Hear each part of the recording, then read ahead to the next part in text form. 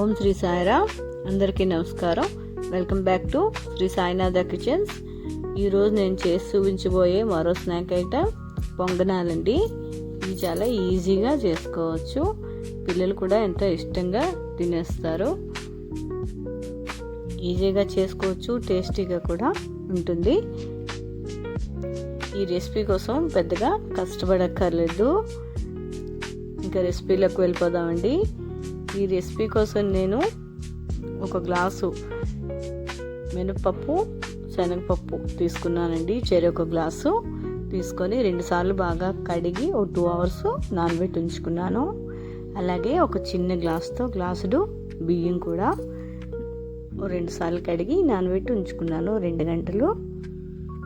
ఇలా నానిపోయాక ఇవి మిక్సీ పట్టుకోవాలండి.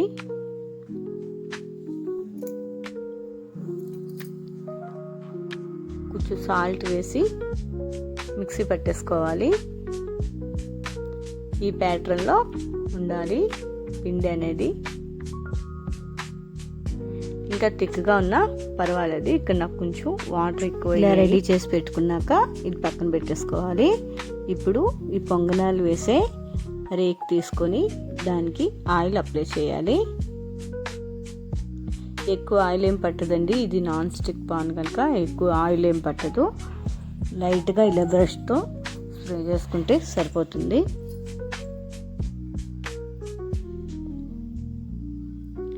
ఇలా చేసిన తర్వాత ఆల్రెడీ రెడీ చేసి పెట్టుకున్న ఈ పొంగనాల పిండి అనేది వీటిల్లో వేసేసుకోవచ్చు.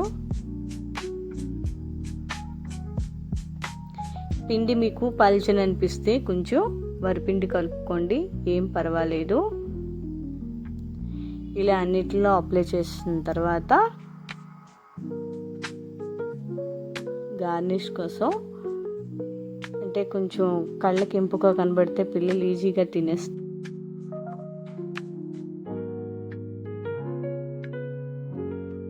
మీదని ఇలా గార్నిష్ కోసం ఆనియన్స్, అలాగే క్యారెట్ తురుము, పచ్చిమిరపకాయ ముక్కలు వేసుకున్నాను. ఇలా కలర్ఫుల్గా కనబడితే పిల్లలు ఈజీగా ఇష్టంగా తినేస్తారని.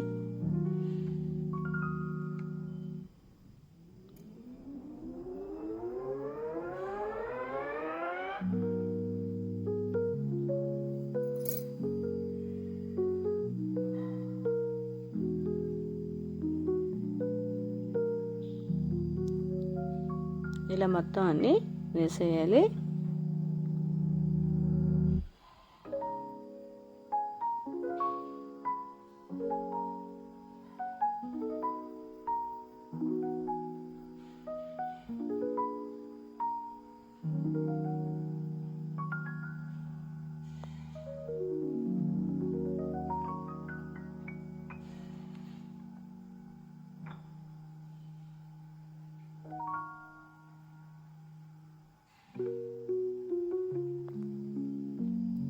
ఇలా రెడీ చేసి పెట్టుకోవాలి. ఇప్పుడు స్టవ్ వెలిగించి స్టవ్ మీద ఈ పాన్ అనేది పెట్టేయచ్చు. రేకు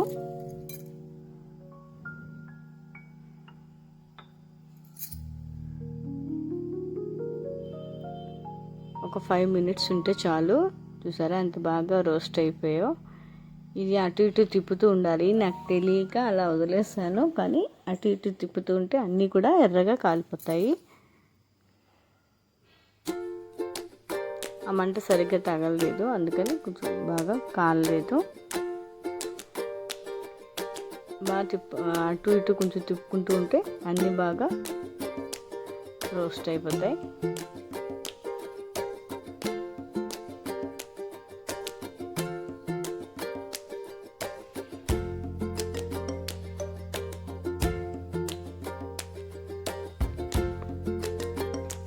ఏం పర్వాలేదు, ఇలా కాలకపోయినా సరే మళ్ళీ అవి వెనక్కి తిప్పి వేసుకుంటే కాలిపోతాయి.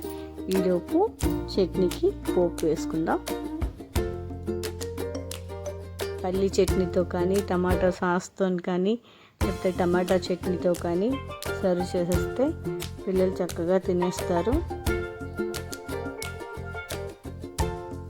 నేనైతే ఇక్కడ పల్లీ చట్నీ టమాటో చట్నీతో ఇచ్చాను అన్నమాట పిల్లలకి.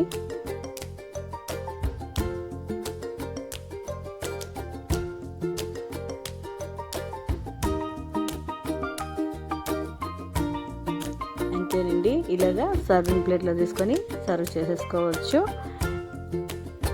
ఈ రెసిపీ మీకు నచ్చినట్టయితే మీరు ట్రై చేయండి. అలాగే నా వీడియోని లైక్ చేయండి, షేర్ చేయండి, కామెంట్ చేయండి. Thank you for watching. Om Sri Sairam.